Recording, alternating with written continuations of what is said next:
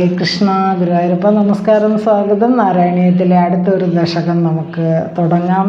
ദശകം 7 ശ്ലോകം 1 അപ്പോൾ കഴിഞ്ഞ ദശകം 6 നമ്മൾ വിരാട് രൂപ ദർശനം, ഭഗവാന്റെ ശരീരത്തിൽ 14 ലോകങ്ങളും ദർശിച്ച കാര്യം പറഞ്ഞു. അപ്പോൾ ഈ ഒരു ശ്ലോകത്തിൽ പറയുന്നത് ഈ 14 ലോകങ്ങൾ ഉൾപ്പെടുന്ന ഈ ജഗത്തിൻ്റെ രൂപത്തിൽ ഭഗവാൻ ജാതനായി ആ രൂപത്തിൻ്റെ ഊർധ്വഭാഗം, അതായത് ഈ മുകൾ ഭാഗം, അതാണ് സത്യലോകം എന്ന് പറയുന്നത്. അവിടെ ഭഗവാൻ തന്നെ സ്വയം ദാതാവായിട്ട് ജനിച്ചു. അങ്ങനെ ഹിരണ്യഗർഭനായിട്ടുള്ള ദേവൻ ഈ ശരീരത്തിൽ സൃഷ്ടിസ്ഥിതി സങ്കല്പത്തിൻ്റെ പ്രഭാവത്തോടുകൂടി ഭവിച്ചു എന്നും പറയുന്നുണ്ട്. അപ്പോൾ ഇവിടെ നമ്മൾക്ക് അറിയാൻ കഴിയുന്നത് ആദ്യമുണ്ടായത് ഹിരണ്മയമായ അണ്ഡമാണ്, അതായത് ബ്രഹ്മാണ്ഡം എന്നും, അത് 1000 വർഷം കാരണജലത്തിൽ അത് കഴിയുകയും ആ ഹിരണ്മയമായ അണ്ഡം പൊട്ടിയാണ് 14 ലോകങ്ങളും ഉണ്ടായത് എന്നും പറയുന്നുണ്ട്. അപ്പോൾ ആദ്യം ബ്രഹ്മാവാണ് ഉണ്ടായത്, ബ്രഹ്മാവിനെയാണ് ഭഗവാൻ സൃഷ്ടിച്ചത്. ഭഗവാന്റെ ആ നാഭിയിൽ നിന്ന് പിന്നീട് രജോ ഗുണം വർദ്ധിക്കുകയും ആ സൃഷ്ടി നടത്താൻ ബ്രഹ്മാവിന് ഉള്ള അറിവ് അതില്ല എന്നുള്ളൊരു ബോധ്യം വരികയും ആ അറിവ് പോലും ഭഗവാനിൽ നിന്നാണ് ലഭിച്ചത് എന്നും, സൃഷ്ടിയിൽ എങ്ങനെയാണ് ഈ പ്രപഞ്ചത്തിൻ്റെ സൃഷ്ടി നടത്തേണ്ടത് എന്ന അറിവ് ബ്രഹ്മാവിനുണ്ടായിരുന്നില്ല, അതുപോലും ഭഗവാനിൽ നിന്നാണ് ആ അറിവ് ലഭിച്ചത് എന്നും പറയുന്നുണ്ട്. അപ്പോൾ ഈ ഒരു ദശകം 7 തുടങ്ങാം. ശ്ലോകം 1. നാരായണ അഖില ഗുരു ഭഗവൻ നമസ്തേ, ഗണേശായ നമ, സരസ്വതി നമ, ഹരേ കൃഷ്ണ ഗുരുവായൂരപ്പ. ശ്ലോകം 1 ചൊല്ലാം. ഏവം ദേവ ചതുർദശാത്മക ജഗത് രൂപേണ ജാത പുനാ തസ്യോർധം ഖലു സത്യലോകനിലയേ ജാതോസി ദാദാ സ്വയം യം ശംസന്തി ഹിരണ്യഗർഭം അഖിലത്രൈലോക്യ ജീവാത്മകം യോ അഭൂത് സ്പീതരജോ വികാര വികസന്നാനാശ്രസുക്ഷാരസഃ. കൂടെ ചൊല്ലാം. നാരായണീയം ദശകം 7 ശ്ലോകം 1.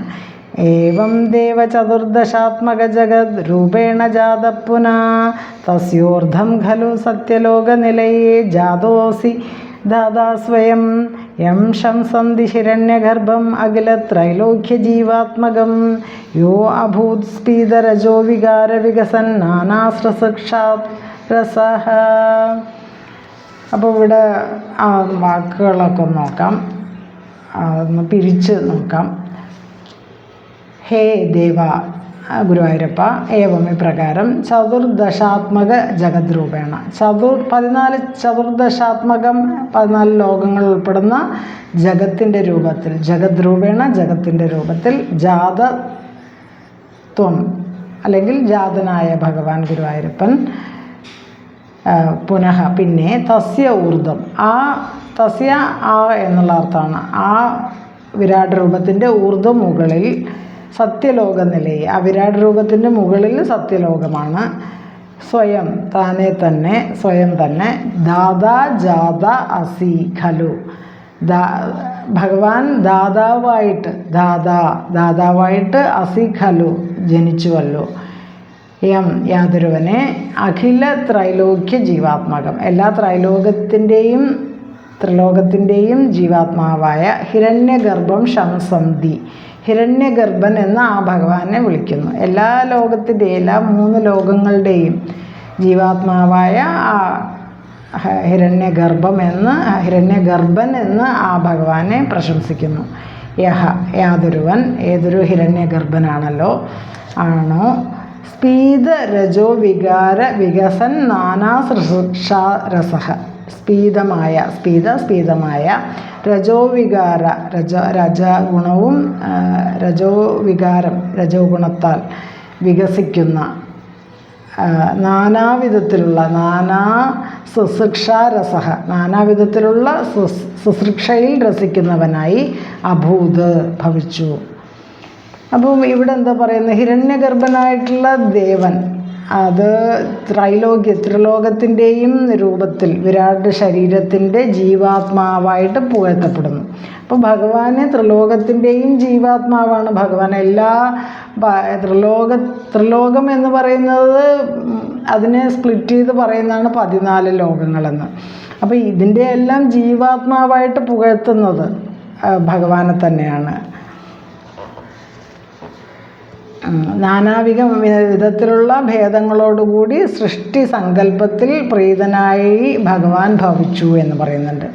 അപ്പോൾ ഇവിടെ ദേവ എന്ന് ഭഗവാനെ സംബോധന ചെയ്യുന്നു. ദേവ എന്ന് പറയാൻ കാരണം ദിവ് എന്ന് പറഞ്ഞാൽ പ്രകാശമുള്ളവൻ, ജ്ഞാനരൂപിയായിട്ടുള്ളവൻ, ലീലകളിൽ രസിക്കുന്നവൻ.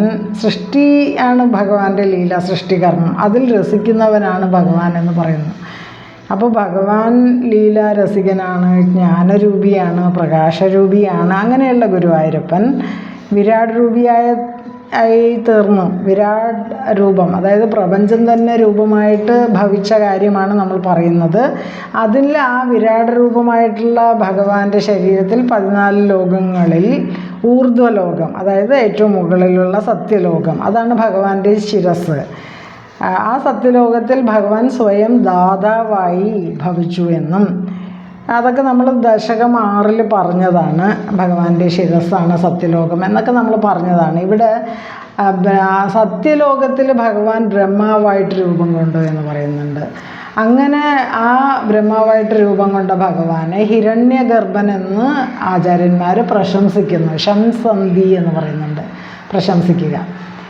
ഇനി ഹിരണ്യഗർഭനായിട്ട് ത്രൈലോക്യത്തിന് ആകെ ഭഗവാൻ ജീവാത്മാവായിട്ട് വർത്തിക്കുന്നു. ഈ 3 ലോകങ്ങൾ, ത്രിലോകം എന്നാണ് പറയുന്നത്, അതിനെ സ്പ്ലിറ്റ് ചെയ്ത് നമുക്ക് 14 ലോകം എന്ന് പറയാം. ത്രൈലോക്യം എന്ന പദം 3 ലോകങ്ങൾ, സ്വർഗം, ഭൂമി, പാതാളം, അതിനെ കാണിക്കുന്നു. എന്നാൽ ഈ 14 ലോകങ്ങൾ ഭഗവാന്റെ ശരീരത്തിൽ തന്നെയാണ് എന്നും അതൊക്കെ നമ്മൾ കഴിഞ്ഞ ഒരു ദശകത്തിൽ ഒരുപാട് പറഞ്ഞു.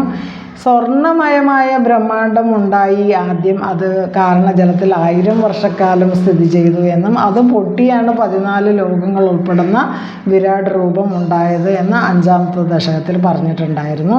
അപ്പോൾ ഈ സത്വരജസ് തമോ ഗുണങ്ങളുടെ സാമ്യാവസ്ഥ അതിലിരിക്കുമ്പോൾ അത് അങ്ങനെ തന്നെ ഇരിക്കുന്നു.